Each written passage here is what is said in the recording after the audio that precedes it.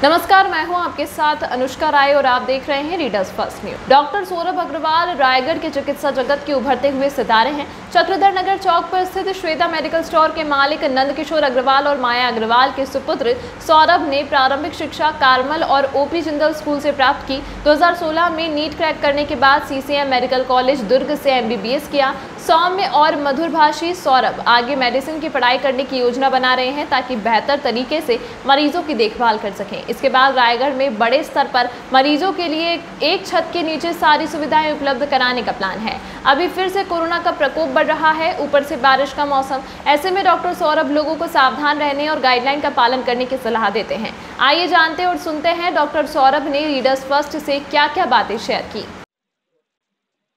आज हम आपको अपने रूबरू कार्यक्रम में डॉक्टर सौरभ अग्रवाल से परिचय करवाने जा रहे हैं। सौरभ अग्रवाल अभी नए एमबीबीएस पास करके यहाँ पे आए हैं और रायगढ़ में सेवा देने का उनका जज्बा काबिल तारीफ है। वो चाहते तो मेट्रो सिटीज़ में भी अपनी सेवाएं दे सकते थे, लेकिन उन्होंने रायगढ़ की जनता की सेवा करने को ही अपना लक्ष्य चुना है। तो आइए हम मिलते हैं डॉक्टर सौरभ अग्रवाल से। डॉक्टर साहब, हमारे दर्शकों को अपने बारे में कृपया परिचय दीजिए। नमस्कार, मैं डॉक्टर सौरभ अग्रवाल। मैं यहाँ रायगढ़ का ही निवासी हूँ। मेरे पिताजी श्री नंदकिशोर अग्रवाल जी, मेरी माताजी श्रीमती माया अग्रवाल जी। मैं यहाँ चक्रधर नगर का निवासी हूँ।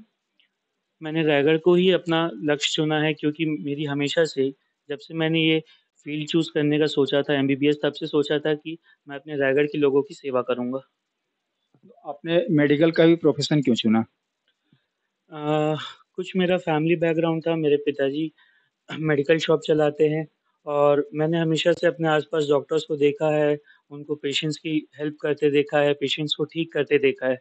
तो जब मैं 8th-9th स्टैंडर्ड्स में था, तभी से मैंने सोचा था कि नहीं, मुझे भी डॉक्टर बनना है और लोगों को सेवा करनी है। तो हमेशा से यही वो था कि हाँ, डॉक्टर बन के पेशेंट्स को ठीक करना है। आप इस क्षेत्र में, मेडिकल के क्षेत्र में अपना करियर बनाना चाहते हैं, तो अभी आप हमारे दर्शकों को ये बताएं कि आपने मेडिकल की शिक्षा कहाँ से प्राप्त की है?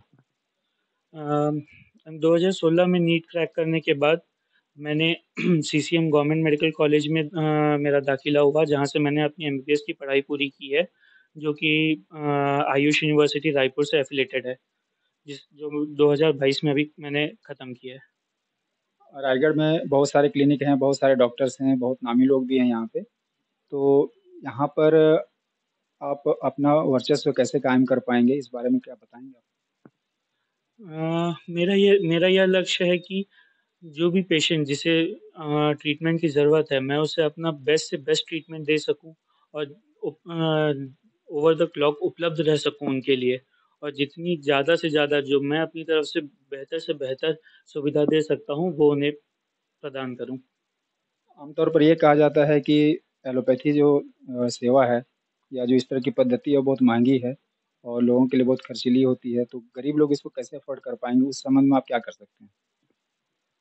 एलोपैथिक मेडिसिन्स, यह देखिए कारगर बहुत है और पेशेंट्स को आज के डेट पे इसकी ज़रूरत भी है। जिस तरीके से हम देख रहे हैं कि आज के डेट पे, जैसे अभी हम देख रहे हैं कि कोविड रिसेंटली आया है और ऐसे हम बहुत सारी बीमारियों से घिरे हुए हैं। जैसे एज बढ़ती है, बीपी, शुगर, ये सब बहुत सारी परेशानियाँ आती है और जिसका इलाज एलोपैथिक में है।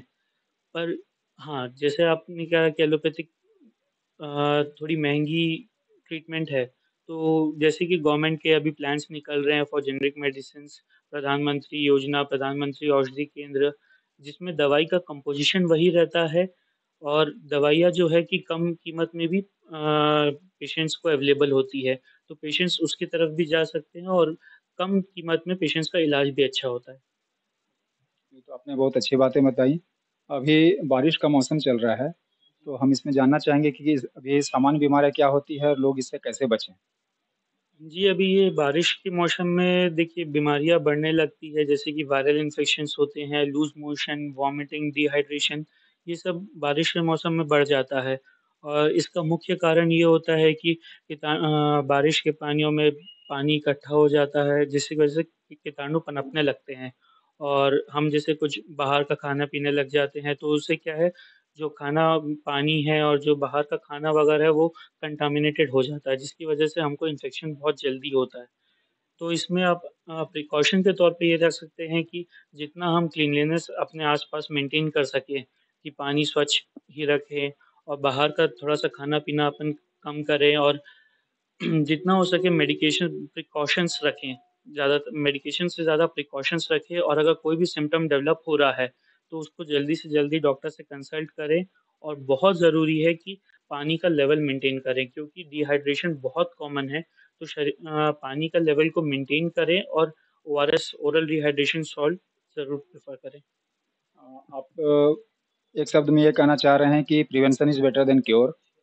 और हम आपसे ये भी जानना चाहेंगे कि अभी आज के समय में दोबारा फिर से कोरोना महामारी का प्रकोप आ रहा है, ऐसा खबरों में भी देखने को मिल रहा है और अब लोग थोड़े-से लापरवाह हो गए हैं। तो आप उनके लिए क्या सलाह देंगे प्रिकॉशन के तौर पे? देखिए, ये कोविड वायरस जो है, ये अब अपने स्ट्रेन्स बदल रहा है। तो जैसे कि हम जान रहे हैं कि 3 लेयर अपन पार कर चुके हैं, लेकिन अभी एक नया वेरिएंट फिर आ रहा है। और अब क्या है 3 स्ट्रेन के बाद लोग थोड़े-से लापरवाह हो गए हैं कि पब्लिक मास गैदरिंग्स बहुत ज़्यादा हो रही है। लोग विदाउट मास्क, विदाउट सैनिटाइज़र्स निकल रहे हैं। बट क्योंकि अब दोबारा केसेज़ राइज़ हो रहे हैं मेट्रो सिटीज़ में, इनफैक्ट अपने छत्तीसगढ़ स्टेट में भी रायपुर में कुछ केसेज़ देखने को मिल रहे हैं।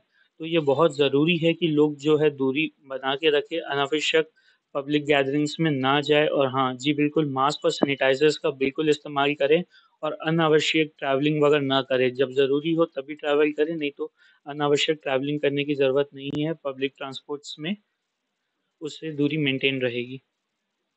अंतिम सवाल मैं आपसे ये जानना चाहूँगा कि एज़ ए इमर्जिंग प्रोफ़ेशनल आपके फ्यूचर प्लान्स क्या हैं?